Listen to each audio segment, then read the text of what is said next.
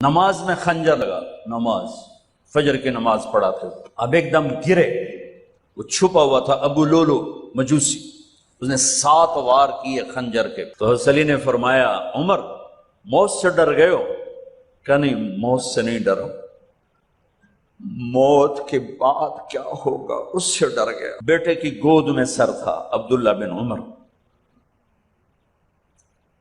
کا، بیٹا مجھے زمین پہ لٹا، اپنا چہرہ مٹی میں یوں رکھ لیا اور مٹی میں منہ ملنے لگے ایسے، اور کہہ رہا ہے ویل لک یا عمر ان لم یغفر لک عمر ان لم یغفر لک ربک، اے عمر اگر تیرے رب نے آج تجھے معاف نہ کی تو تو ہلاک ہو۔ لسوف یعطیک ربک فترضی، میں نے آپ کو راضی کرنا ہے۔ اتنی بڑی ہستی حفظہ، تیرے گھر میں نبی کے 2 جوڑے تھے یا ایک تھا؟ ایک تھا، کہ اسی کو خود دھوتے تھے، نوکر نہیں دھوتا تھا، بیگم نہیں، خود دھوتے تھے، سکھاتے تھے، پہن کے باہر آتے تھے۔ کئی دفعہ ایسا ہوا کہ نہیں ہوا کہ نماز کا ٹائم آیا اور بلال نے آ کے آواز لگائی یا رسول اللہ نماز کا وقت ہو چکا ہے، اور آپ فرماتے تھے بلال ابھی میرے کپڑے خشک نہیں ہوئے، ہنے سکنے پائے، ہنے سکنے پائے۔ علی گلین میں آ جانا، نماز لیٹ ہو جاتی تھی، کپڑے خشک نہیں ہوتے تھے۔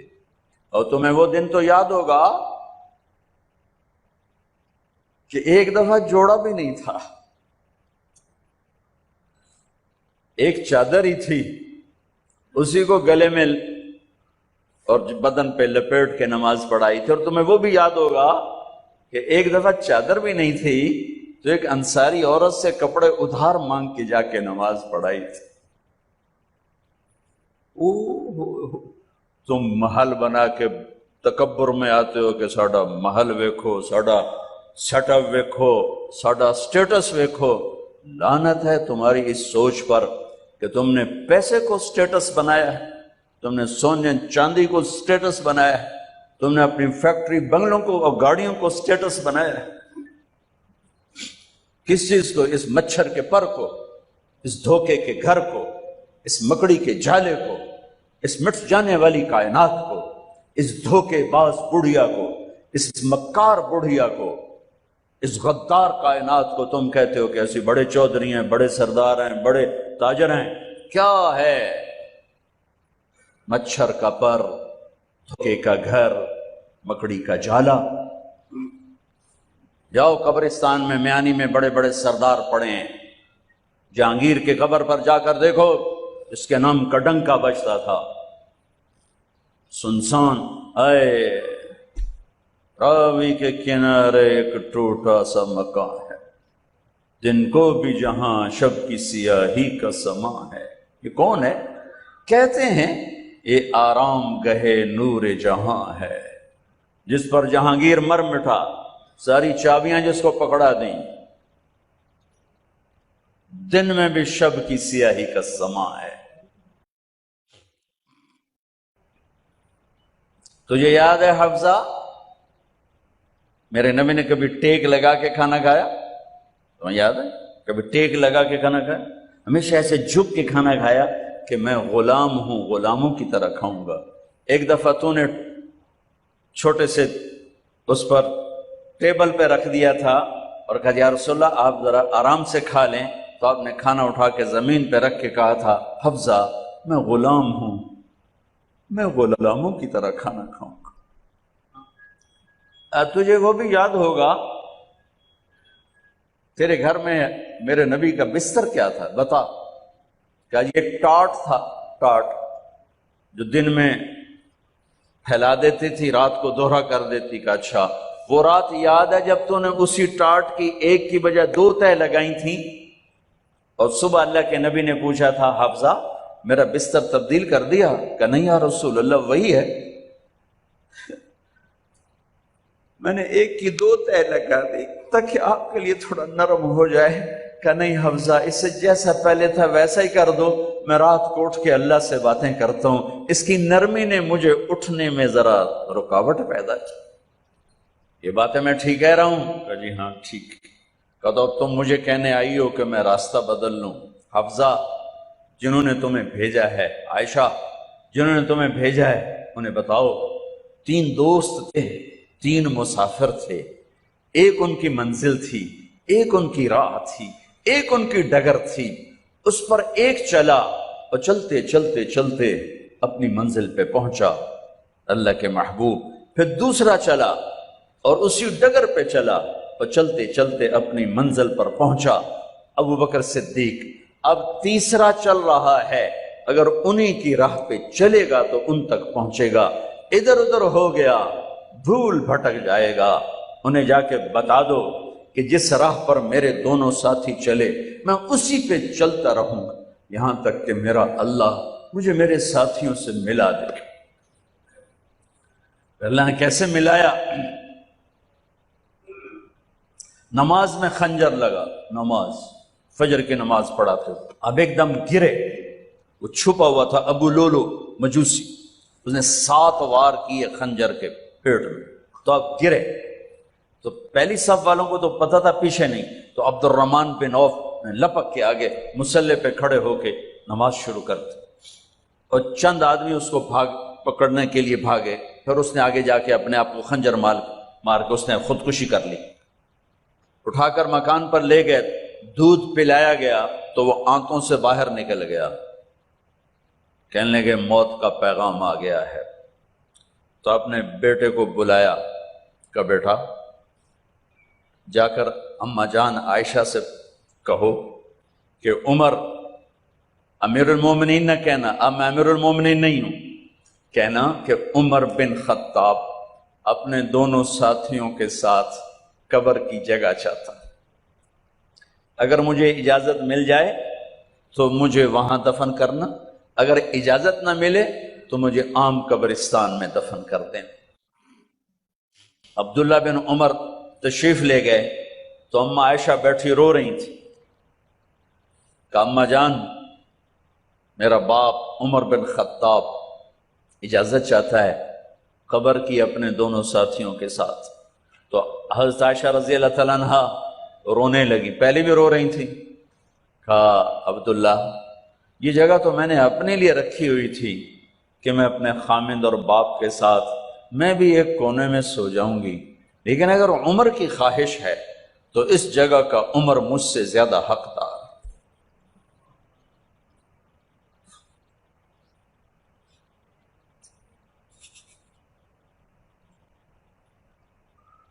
بیٹے نے آ کر کہا ابا جان مبارک ہو، اجازت ہو گئی۔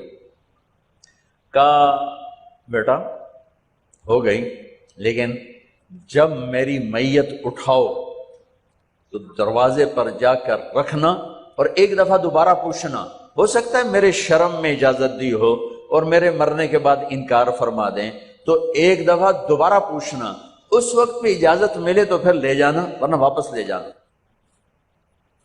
حضرت علی اور حضرت حسن تشریف لائے جس دن انتقال ہو رہا ہے، تو گھبراہٹ دیکھی تو حضرت علی نے فرمایا عمر موت سے ڈر گئے ہو؟ کہ نہیں موت سے نہیں ڈرا، موت کے بعد کیا ہوگا اس سے ڈر گیا۔ یہ کون کہہ رہا ہے؟ میرے بعد کوئی نبی ہوتا تو عمر ہوتا، یہ وہ کہہ رہا ہے۔ یہ کون کہہ رہا ہے؟ آپ نے کہا آج رات میں جنت میں گیا تھا، میں نے ایک بڑا خوبصورت محل دیکھا، سونے چاندی زمرد یاقوت موتیوں کا، میں نے کہا یہ کس کا ہے؟ تو مجھے کہا گیا یہ آپ کے غلام عمر بن خطاب کا ہے۔ کون کہہ رہے ہیں؟ موت کے بعد جو ہوگا اس سے ڈر رہا ہوں۔ کہ آپ مسجد میں انٹر ہوئے، مسجد میں ایسے لوگ تھے، ادھر ابو بکر تھے اور ادھر عمر تھے، ہاتھ دیو،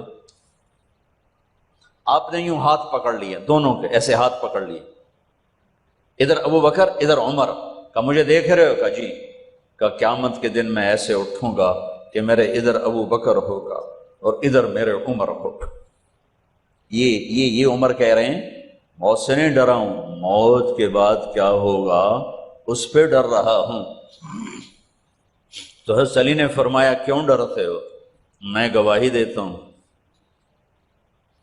میں نے کئی دفعہ اللہ کے محبوب سے سنا کہ جنت کے بڑی عمر کے، ایک تو نا جنت کے نوجوانوں کے سردار، وہ تو حسن حسین ہیں، میں نے کتنی دفعہ سنا اللہ کے نبی سے کہ جنت میں بڑی عمر کے لوگوں کے سردار ہیں ابو بکر اور عمر۔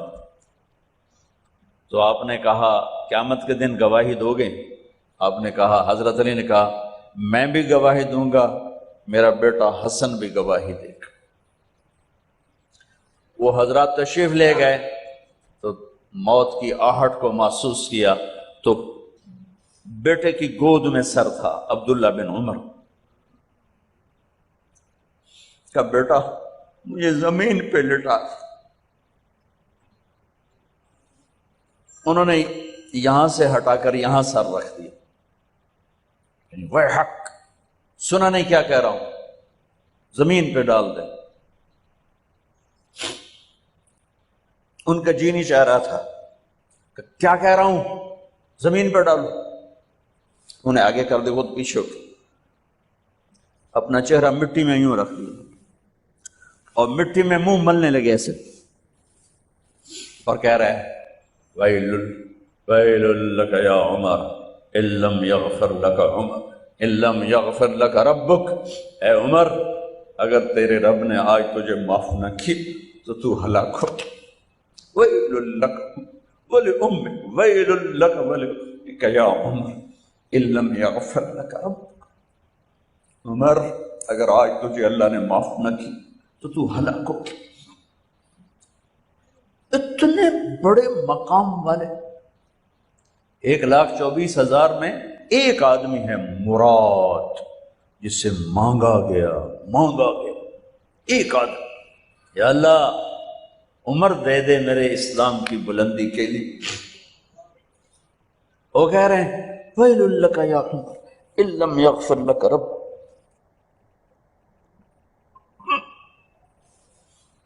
اے عمر تو برباد ہو گیا اگر تیرے رب نے تجھے معاف نہ کی۔ یہ کہتے جان نکل گئی۔ صہیب رضی اللہ عنہ نے آپ نے وصیت فرمائی تھی میرا جنازہ صہیب پڑھائے، رومی، جنازہ پڑھایا گیا، کندھوں پہ اٹھایا گیا، اور آ کر اماں جان عائشہ رضی اللہ عنہ کے دروازے پر عبداللہ بن عمر، باقی تو کوئی پتہ نہیں تھا کسی کو، گوے ٹھہر جاؤ جنازہ یہاں رکھ دو۔ پھر آگے بڑھے، دستک دی، اماں جان میرا باپ عمر بن خطاب دروازے پہ پہنچ چکا ہے، اندر آنے کی اجازت ہے۔ تو اماں جان عائشہ نے فرمایا مرحبا بعمر، ہم عمر کو خوش آمدید کہتے، اور باہر تشریف لے گئیں۔ وہیں حجرہ مبارک میں قبر کھودی گئی تو عبداللہ بن عباس فرماتے ہیں کہ میرے کندھے پر کسی نے ہاتھ رکھا تو میں نے یوں پیچھے مڑ کے دیکھا تو جناب امام المتقین حضرت علی کھڑے ہوئے رو رہے تھے اور فرما رہے تھے عمر مجھے پتا تھا تیرے سوا یہاں کوئی نہیں آ سکتا، مجھے پتا تھا یہاں تو ہی آئے گا اور کوئی نہیں آ سکتا، چونکہ میں نے ہزاروں دفعہ سنا خرجت انا و ابو بکر و عمر دخلت انا و ابو بکر و عمر، میں نے ہزاروں دفعہ اپنے نبی کی زبان سے سنا میں اور ابو بکر عمر گئے تھے، میں اور ابو بکر عمر آئے تھے، میں اور ابو بکر عمر اندر گئے تھے، میں اور ابو بکر عمر باہر گئے تھے، میں نے اپنے نبی کے نام کے ساتھ تجھے اور ابو بکر کو اتنا سنا ہے کہ کسی کو نہیں سنا، لہذا مجھے پتا تھا تو اسی جگہ پہ آئے گا، تیری یہی جگہ ہے۔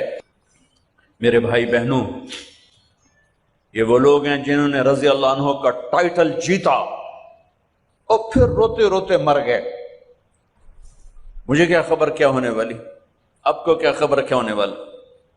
بے شک میرا رب رحیم ہے، وہ اس کے رحم کے تو فعلی کام بنے گا، کیڑیاں تقریراں تے کیڑے علم، کیڑیاں نمازاں تے کیڑیاں تجدہ، کم تو اس کی رحمت پر بنے گا۔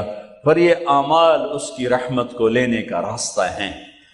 یہ بھی ٹھیک نہیں ہے کہ اللہ غفور الرحیم ہے، آپ ہی معاف کرے گا، یہ یزید اور حسین کو برابر تو نہ کر۔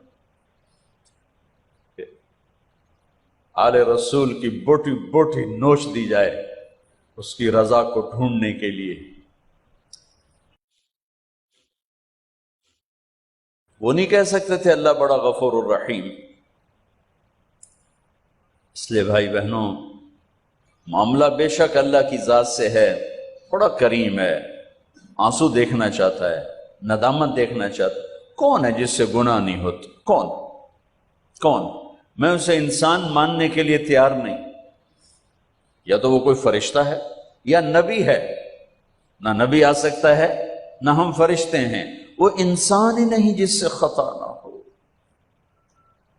لہذا میں اپنے رب کی قدرت پہ قربان جاؤں، رحمت پہ قربان جاؤں کہ اس نے توبہ کے لیے نہ عمر کی قید نہ عدد کی قید۔ ابھی تو 60 سال کا ہو گیا ہے، 70 سال کا ہو گیا، اب تیری کوئی توبہ نہیں، آخری سانس میں آجا قبول ہے۔